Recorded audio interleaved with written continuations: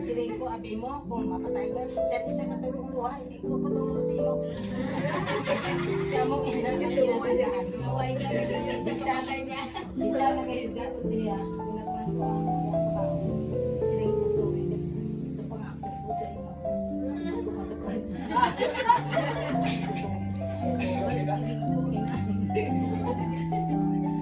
Ano ba? Patay mo sa sarap. Ay, laging ka pangayon sa katawan sa ako.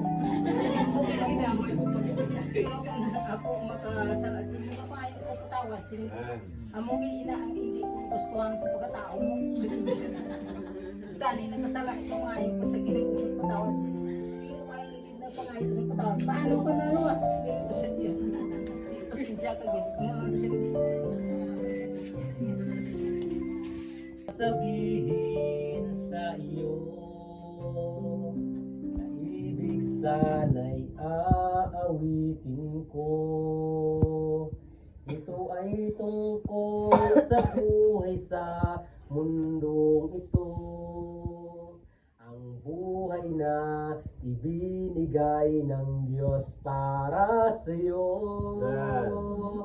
Sa Kanya mayroong kabuluhan ang iyong buhay. Sa Kanya may pag-asang nabibilang na tunay. Sa Kanya may kaligtasan kung ika'y mananampalataya. Sa Kanya may pag-asa. Sa Kanya.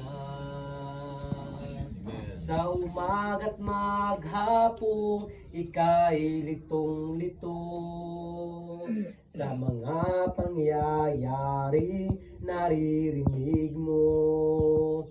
Minsan ay naitatanong mo sa sarili mo kung saan patungo ang buhay sa mundong ito. Sa Kanya mayroong kabuluhan ang iyong buhay. Sa Kanya may pag-asang nabibilang na tunay. Sa Kanya may kaligtasan kung ika'y mananampalataya. Sa Kanya may pag-asa. Sa Kanya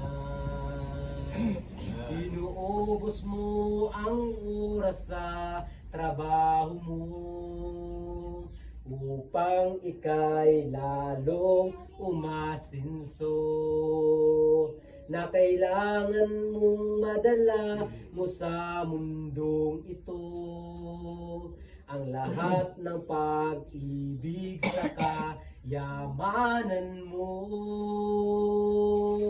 Sa Kanya may pag-asa, nabibilang na tunay.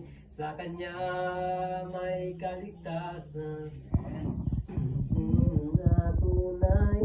Sa Kanya may kaligtasan kung ika'y mananampalataya. Sa Kanya may pag-asa. Sa Kanya mayroong kabuluhan ang iyong buhay.